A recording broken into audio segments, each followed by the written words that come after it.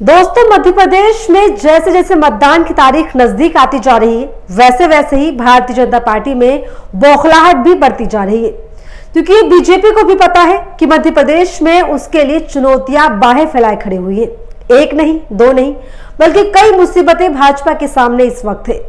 पहले ही भाजपा के नेताओं और मंत्रियों को कैसे खदेड़ा जा रहा है, उससे मध्य प्रदेश में चुनावी मुकाबला कम, खदेड़ा मुकाबला ज्यादा लग रहा है, ऐसे आसार दिख रहे हैं। खैर, चुनाव से पहले राजनीतिक पार्टियों में जो विवाद का दौर देखने को मिल रहा है, उसके बदले जो है मार मतदाताओं को खानी पड़ रही है। ताजा मामला शाजापुर से सामने आया है, जहां पर भाजपाइयों की गुंडागर्दी का एक और नमूना सामने आ गया है और दिखा दिया है कि कैसे भाजपाई गुंडागर्दी करते हैं। क्या है पूरी खबर, इस वीडियो में आपको बताऊंगी। नमस्कार, मैं हूं आपके साथ मुबश्शरा। दोस्तों, वीडियो शुरू करने से पहले आपसे एक बेहद जरूरी अपील, हमारी स्वतंत्र पत्रकारिता में हमारा सहयोग दें। जितना भी आपसे हो सके हमारे चैनल द कंटाप को ज्यादा से ज्यादा सब्सक्राइब करें, शेयर करें और अपने दोस्तों परिजनों में भी साझा करें। और अगर आप चाहें तो थैंक्स और ज्वाइन बटन के माध्यम से हमारे चैनल की आर्थिक तौर पर भी आप मदद कर सकते हैं। मध्य प्रदेश की 230 विधानसभा सीटों पर 17 नवंबर को चुनाव होने हैं। ऐसे में चुनाव की तारीखें जितनी करीब आती जा रही है, मध्य प्रदेश की राजनीति में भी तेजी आती जा रही है। लेकिन इस बीच एक ऐसी खबर निकलकर सामने आ रही है जो बताती है कि भारतीय जनता पार्टी की असलियत क्या है। खबर अपनी स्क्रीन पर देखिए। अमर उजाला की खबर है, एमपी इलेक्शन 2023, शाजापुर में बीजेपी समर्थकों पर वोट के लिए कांग्रेस समर्थक परिवार को पीटने का आरोप, 3 लोग घायल। दोस्तों, ये खबर बताती है कि भारतीय जनता पार्टी गुंडाई पार्टी है, दबंगों की पार्टी है। इस खबर को देखने के बाद आप अंदाजा लगा सकते हैं कि मध्य प्रदेश में अपने खिलाफ बन रहे माहौल से भाजपा किस कदर हताश हो चुकी है, बौखला उठी है। और वो बौखलाहट बिना जो है किस अंदाज में बाहर निकल कर आ रही है, इस खबर से आप अंदाजा लगा सकते हैं। दोस्तों, आगे बढ़ेंगे, लेकिन उससे पहले आप अपनी स्क्रीन पर चल रहे इस वीडियो को देखिए, सुनिए और क्या कुछ लोग कह रहे हैं। रामेश्वर सरपंच भी आया था, रामेश्वर सरपंच भी आया था। तो उन्होंने क्या बोला, और उनके सबको तुम्हारे झोपड़े भी बाल देंगे ना हम। हाँ, वोट ले दोगे तो बीजेपी में वोट नहीं दोगे बीजेपी में तो हम तुम्हारे झोपड़े भी जला देंगे। और एक सिंदर से वाला बाबूलाल था और उसका लड़का था। तो सुना आपने क्या हाल इस वक्त भाजपाइयों का बना हुआ है कि वो मारपीट पर आमादा हो चुके हैं। दरअसल ये घटना मध्य प्रदेश के शाजापुर विधानसभा क्षेत्र के ग्राम देंदता की बताई जा रही है, जहां भाजपा समर्थित लोगों पर कांग्रेस पार्टी के मतदाताओं को धमकाने और उनसे मारपीट करने का आरोप लगा है। आरोप के मुताबिक जब मतदाताओं ने कांग्रेस को वोट देने की बात कही तो भाजपा समर्थित लोगों ने कांग्रेस पार्टी के मतदाताओं पर लाठी डंडों से हमला बोल दिया, बौखलाहट में। दोस्तों, वैसे तो भाजपा की गुंडागर्दी की कई तस्वीरें आपने देखी होंगी, कई किस्से भी देखे होंगे आपने, लेकिन मध्य प्रदेश से आई इन तस्वीरों से अंदाजा लगाया जा सकता है कि यहां भाजपा में कितना खौफ देखने को मिल रहा है। इन तस्वीरों से ये बता दिया है इन तस्वीरों ने कि राज्य में भाजपा की हालत किस कदर खस्ता बनी हुई है। अमर उजाला की खबर के मुताबिक शाजापुर की विधानसभा के देंदता गांव में उस वक्त विवाद हो गया जब गांव के ही कुछ लोग भाजपा प्रत्याशी अरुण भीमावत के पक्ष में आम ग्रामीणों से मतदान को लेकर बात करने गए। तभी गांव के एक ही परिवार से अरुण भीमावत समर्थकों के बीच विवाद हो गया। आरोप है कि विवाद इतना बढ़ गया कि अरुण भीमावत समर्थकों ने कांग्रेस समर्थकों के जो मतदाता थे उनके परिवार पर लाठी डंडों से हमला कर दिया। इस मारपीट में एक महिला और एक बुजुर्ग सहित 2 पुरुष घायल हो गए, जिनकी तस्वीर आप देख सकते हैं।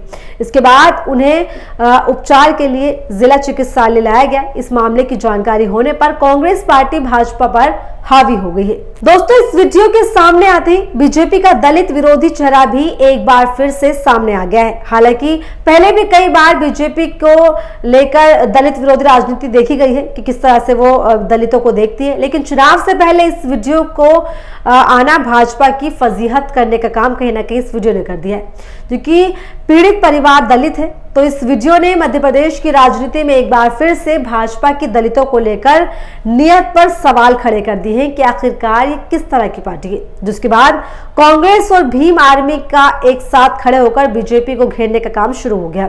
वहीं जिला चिकित्सालय में भर्ती हुए घायलों का हालचाल पूछने के लिए, जानने के लिए कांग्रेस प्रत्याशी हुकुम सिंह कराड़ा के बेटे राजकुमार कराड़ा और कांग्रेस के कई कद्दावर नेता कार्यकर्ता जिला चिकित्सालय पहुंचे और घायलों का हालचाल जाना। मामले की सूचना मिलते ही बलाई विकास मंच के राष्ट्रीय पदाधिकारी राधेश्याम मालवीय भी जिला चिकित्सालय पहुंचे और घायलों का हालचाल जाना। उन्होंने मीडिया से बात करते हुए कहा कि अगर जल्द से जल्द आरोपियों के खिलाफ एफआईआर दर्ज नहीं होती तो वो सड़क पर उतरेंगे और आंदोलन भी करेंगे और ये कहा जाएगा कि जिस तरह से बीजेपी की राजनीति है वो किस तरह का है। तो ऐसे में बीजेपी की मुश्किलें बढ़ गई। राजनीतिक जानकारों का मानना है कि भाजपा को भी शायद ये अंदाजा हो गया है कि अब वो राज्य से जाने वाली है, इसलिए ही भाजपाई समर्थकों ने मारपीट के दम पर लोगों से वोट मांगना शुरू कर दिया है, दंगे दिखानी शुरू कर दी है और साथ में ये भी दिखा दिया है कि भाजपा कितनी बड़ी दलित विरोधी पार्टी है, जो बार बार अपनी ओछी राजनीति से ये साबित कर देती है कि दलित उसके लिए कोई मायने नहीं रखता है। इससे पहले भी दोस्तों आपको याद होगा जब भाजपा के एक नेता ने ही सीधी में दलित युवक पर पेशाब करने जैसी अमानवीय घटना को अंजाम दिया था, जो कि सोशल मीडिया पर तेजी से वायरल हुई थी। तो ऐसे में लोगों का कहना है कि भाजपा की फितरत ही दलितों के साथ अत्याचार करना और अपना दोहरा चरित्र दिखाना। दोस्तों इस वीडियो को देखने के बाद कई लोगों का गुस्सा फूटा है, बाहर आ गया है और कई लोग अपनी प्रतिक्रियाएं भी इस वीडियो पर जाहिर कर रहे हैं। तो कुछ लोगों का कहना है कि जब बीजेपी को अपनी हार का संकेत मिलना शुरू हो गया है, जब ये लगने लगा है कि वो राज्य में हारने वाली है, तो वो ऐसी दंगई करने पर उतर आई है, क्योंकि बीजेपी दंगे के आधार पर ही अपनी सरकार बनाने का जो है दम रखती है और मंशा कहीं ना कहीं उसकी यही होती है। काम के आधार पर तो बीजेपी ने ऐसा कुछ नहीं किया और लोग उसे जो वोट दे, लोगों का यही कहना है। खैर दोस्तों, आपको बता दें कि मध्य प्रदेश की शाहजहांपुर विधानसभा सीट जिले की महत्वपूर्ण सीटों में से एक कही जाती है। शाहजहांपुर में करीब 2 लाख मतदाता है। शाहजहांपुर में बीता जो चुनाव भले ही बीजेपी ने जीता हो, लेकिन कभी ये सीट कांग्रेस का गढ़ हुआ करती थी। कांग्रेस के हुकुम सिंह कराड़ा यहाँ से लगातार 25 साल तक विधायक भी रहे हैं।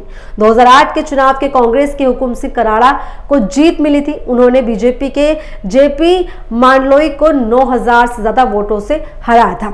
लेकिन अब जो एक घटना निकलकर सामने आई, जो तस्वीरें निकलकर सामने आई, उसने एक बार फिर से कहीं ना कहीं ये जाहिर कर दिया है कि जिस तरह से लगातार भारतीय जनता पार्टी का दोहरा चरित्र निकलकर सामने आता है।